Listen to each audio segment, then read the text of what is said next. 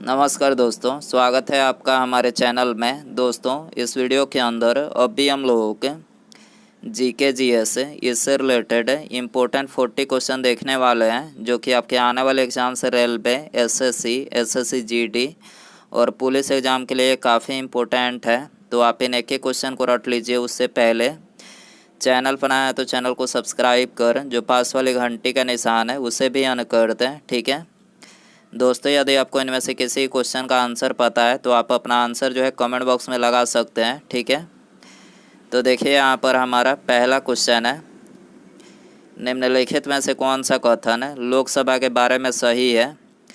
तो देखिए, लोकसभा के बारे में यहाँ पर जो तीसरा कथन दिया गया है ये लोकसभा के बारे में सत्य है। भारत के राष्ट्रपति द्वारा एंग्लो इंडियन समुदाय के 2 सदस्यों को नामित किया जाता है, बिल्कुल किया जाता है, ठीक है। ये लोकसभा के बारे में सत्य है। और बाकी के जो 3 ऑप्शन है ये लोकसभा के बारे में कैसे सत्य नहीं है ये आपको बता देते हैं। भारत के संविधान द्वारा आवंटित सदन की अधिकतम शक्ति 545 है। तो देखिए, अधिकतम जो शक्ति है ये 545 नहीं है बल्कि 552 है। आपको याद रखना है कितनी है, 552 जो है अधिकतम शक्ति है, ठीक है। वर्तमान में जो है 545 है, ठीक है, लेकिन जो अधिकतम शक्ति है वो कितनी है, 552 है। आपको याद रखना है। यह भारत के द्विसदनीय संसद का ऊपरी सदन है। तो देखिए, ये ऊपरी सदन नहीं है, ठीक है। लोकसभा जो है ये निम्न सदन है, यानी निचला सदन है, ठीक है। लोकसभा के सदस्य 4 वर्षों के लिए अपनी सीट रखते हैं। तो 4 वर्षों के लिए नहीं बल्कि ये अपनी 5 वर्षों के लिए जो अपनी सीट रखते हैं। आपको याद रखना है। क्वेश्चन नंबर 2 है, भारतीय राष्ट्रीय कांग्रेस का पूर्ण स्वराज प्रस्ताव कब पारित किया गया। तो ये पारित किया गया था 1929 में, ठीक है। भारतीय राष्ट्रीय कांग्रेस का पूर्ण स्वराज प्रस्ताव कब पारित किया गया, 1929 में, ठीक है। क्वेश्चन नंबर 3 है, मुगल राजकुमारी गुलबदन बेगम ने हुमायूंनामा किसके अनुरोध पर लिखा था। तो देखिए, हुमायूंनामा जो है ये अकबर के अनुरोध पर गुलबदन बेगम ने लिखा था, ठीक है। तो यहाँ पर ऑप्शन डी करेक्ट हो जाएगा। क्वेश्चन नंबर 4 है, भारतीय संविधान में अनुच्छेद 36 से 51 किस रूप में जाना जाता है।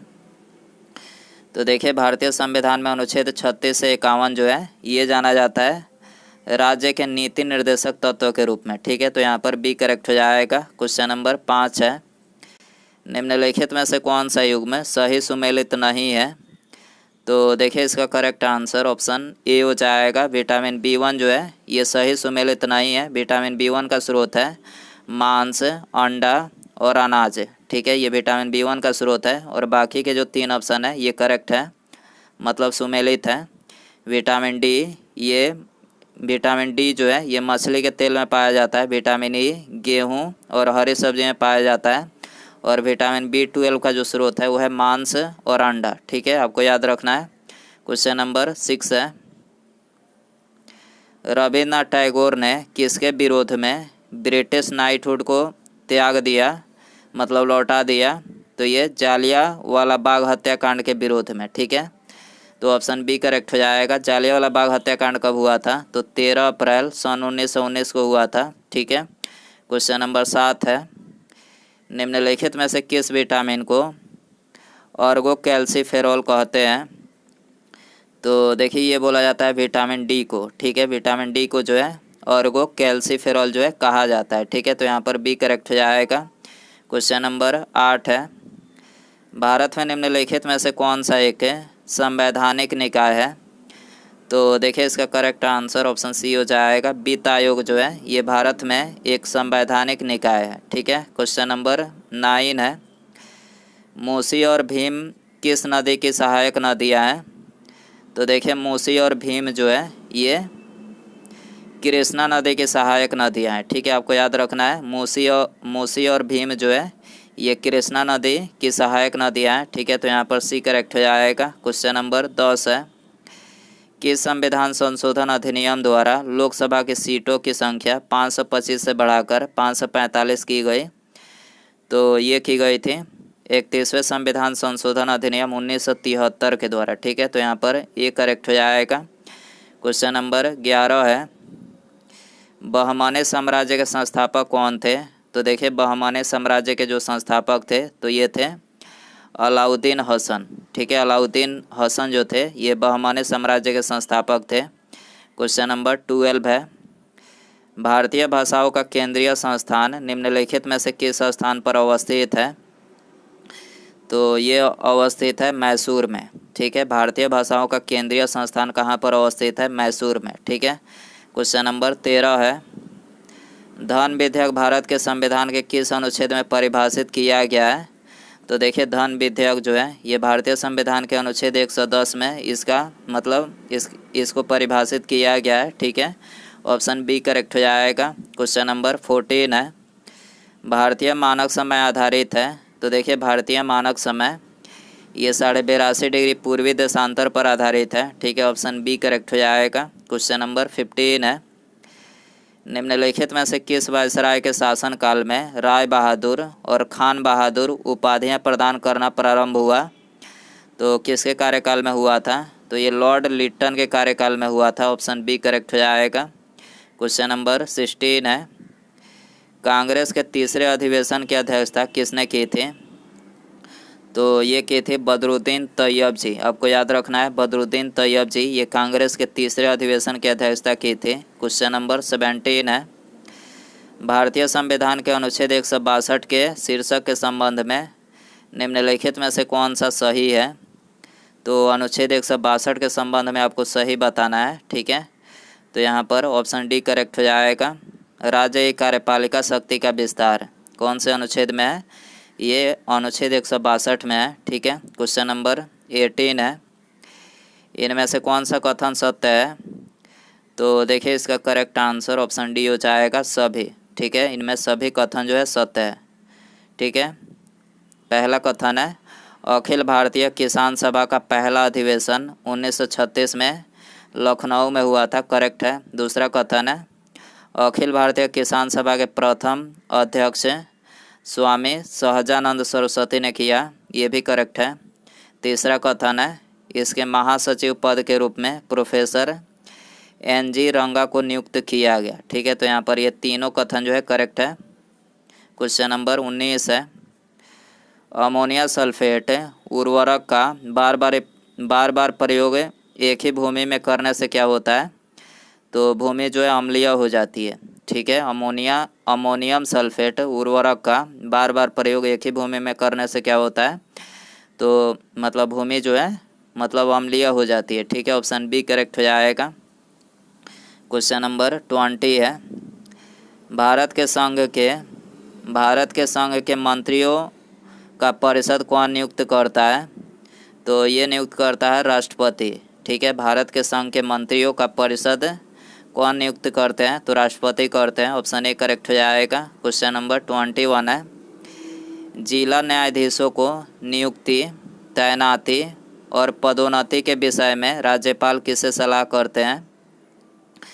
तो ये सलाह करते हैं उच्च न्यायालय से। ठीक है, आपको याद रखना है, जिला न्यायाधीशों की नियुक्ति, तैनाती और पदोन्नति के विषय में राज्यपाल किससे सलाह करते हैं? तो ये उच्च न्यायालय से करते हैं। ठीक है, क्वेश्चन नंबर 22 है, हिमालय पर्वत श्रृंखला के निम्नलिखित में से कौन कौन से शिखर महान हिमालय में स्थित है?